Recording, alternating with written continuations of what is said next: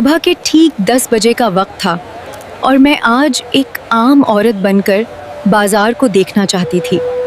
सब्ज रंग की साड़ी में मैं बिल्कुल एक आम लड़की की तरह बाजार में घूम रही थी। किसी को ये मालूम नहीं था कि ये आम सी नजर आने वाली लड़की दरअसल इस जिला की आईपीएस ऑफिसर है। चलते चलते मेरी नज़र सड़क के किनारे खड़े एक 60 साला बुजुर्ग पर पड़ी, जो एक छोटा सा समोसे का ठेला लगाए खड़े थे।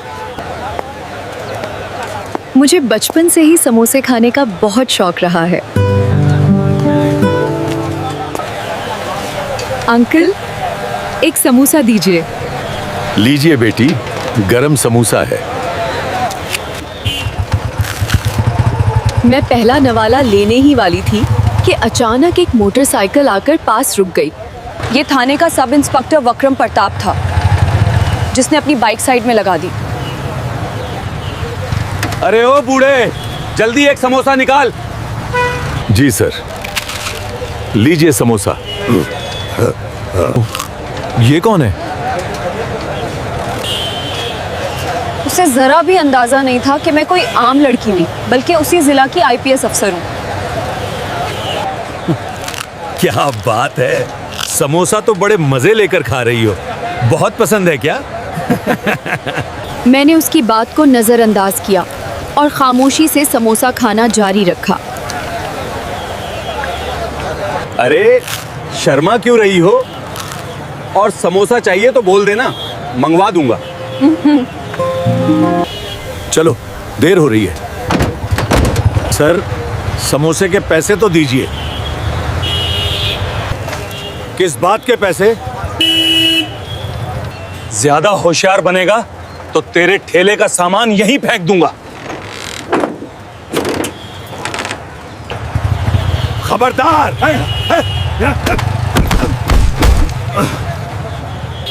कथा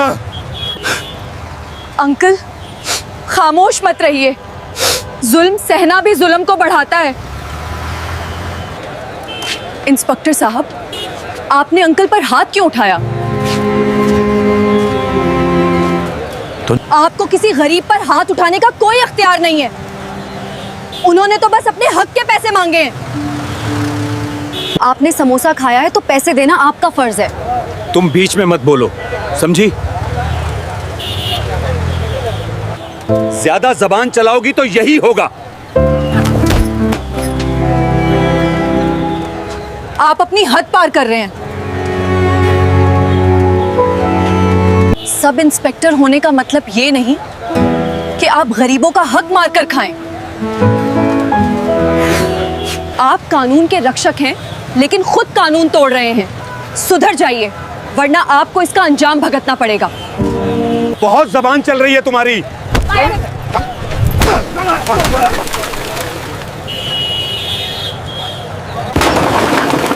देख लीजिए, जुल्म के सामने लोग खामोश हो जाते हैं, मगर ये खामोशी हमेशा नहीं रहती। मेरा गुस्सा उरूज पर है, लेकिन मैं जानती हूँ कि कानून को अपने हाथ में लेना मेरे अहदे और उसूलों के खिलाफ है। चाहूँ तो अभी इसी लम्हे तुम्हें सबक सिखा सकती हूँ, लेकिन मैं खुद को काबू में रख रही हूँ। आप कानून के खिलाफ जा रहे हैं। आपने जो किया वो बहुत गलत है। मैं आपके खिलाफ रिपोर्ट दर्ज करवाऊंगी और आपको मुअत्तल करवा कर रहूंगी। आप नहीं जानते मैं कौन हूं। आपको ये थप्पड़ बहुत भारी पड़ेगा। तेरी औकात है कि तू मुझ पर रिपोर्ट दर्ज करवाए? हाँ। मैं इस थाने का सब इंस्पेक्टर हूं। चाहूं तो अभी के अभी तुझे गिरफ्तार कर सकता हूं, वरना जेल में चक्की पीसते पीसते जिंदगी कट जाएगी। अल्लाह ही जानता है बेटी, हम गरीबों की सुनता कौन है। बेटी, तुमने ये क्यों किया? हम दिन भर मेहनत करते हैं तभी घर का चूल्हा जलता है। पैसे नहीं मिलेंगे तो हम खाएंगे क्या? तुम्हारी वजह से इस सब इंस्पेक्टर ने तुम्हें भी मारा। वो ऐसे ही मुझसे समोसा खाता है और पैसे नहीं देता। अंकल, आपके साथ जो हुआ वो बहुत गलत है और मैं इसका बदला लेकर रहूंगी।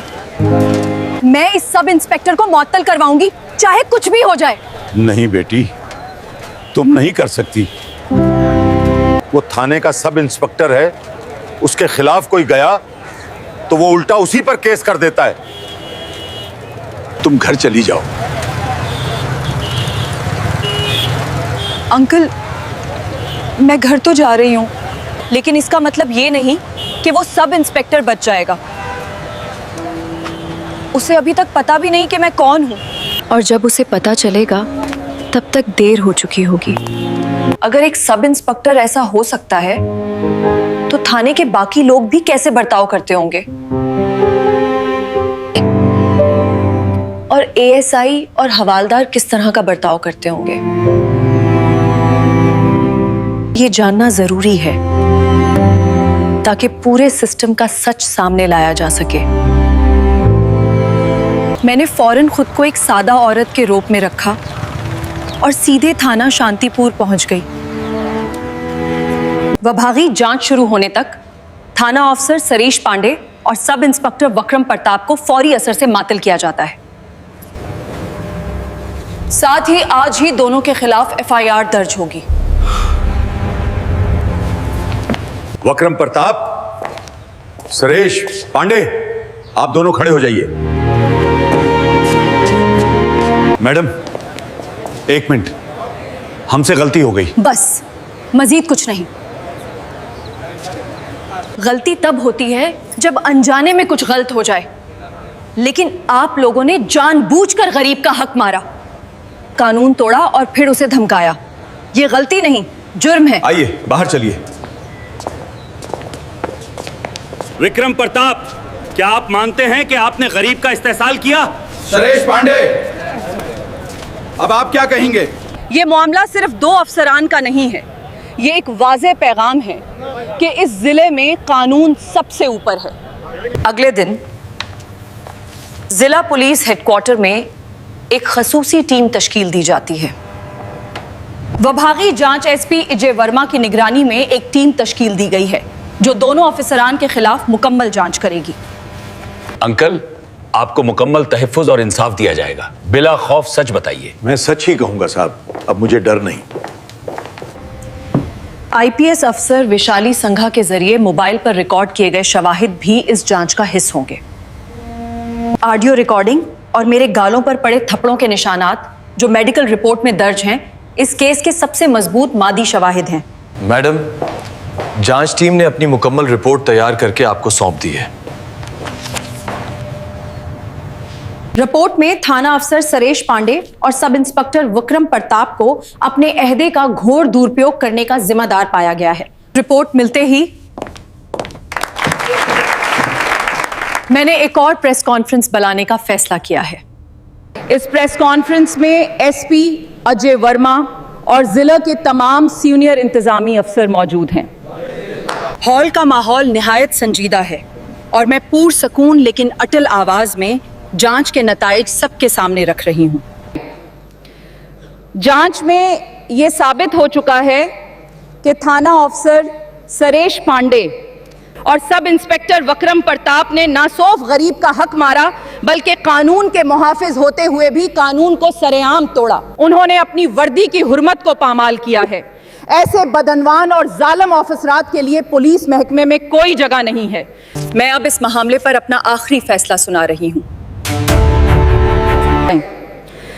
भारतीय ताजीरात हिंद की मुख्तलिफ दिफात के तहत दर्ज एफआईआर के अलावा अपने अहदे पर रहते हुए थाना अफसर सुरेश पांडे और सब इंस्पेक्टर विक्रम प्रताप को मुलाजमत से बरतरफ करने का हुक्म देती हूं। उनकी मातली अब बरतरफी में तब्दील की जाती है। यह फैसला फौरी तौर पर नाफिज होगा। यह कार्रवाई कानून की बालाबस्ती का सबूत है। बरतरफी के साथ ही विक्रम प्रताप और सरेश पांडे पर दर्ज मुकदमात में कानूनी कार्रवाई भी फौरी तौर पर आगे बढ़ाई जाएगी। बरतरफी के साथ ही विक्रम प्रताप और सुरेश पांडे पर दर्ज मुकदमात में कानूनी कार्रवाई भी फौरी तौर पर आगे बढ़ाई जाएगी। फौजदारी मुकदमात में कानूनी कार्रवाई तेज करने का भी हुक्म दिया गया है ताकि उन्हें उनके जराइम की सजा मिल सके। आज देखती हूँ कि इंसाफ का असर लोगों तक पहुँचा या नहीं। यही वो जगह है जहाँ से सब कुछ शुरू हुआ था। ठेला दोबारा अपनी जगह पर लग गया है। अब शायद डर खत्म हो गया है। बेटी, आप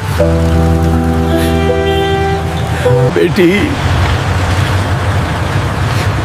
ये आंसू खुशी और इज्जत के हैं। अंकल, ये मत कीजिए। मैंने बस अपना फर्ज निभाया है। बेटी, तुम हमारे लिए देवी हो। मैंने बस अपना फर्ज निभाया है।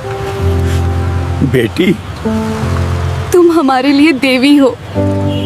मुझे यकीन नहीं हो रहा कि ऐसा भी हो सकता है। अब मैं बगैर डर के समोसे बेच सकता हूँ।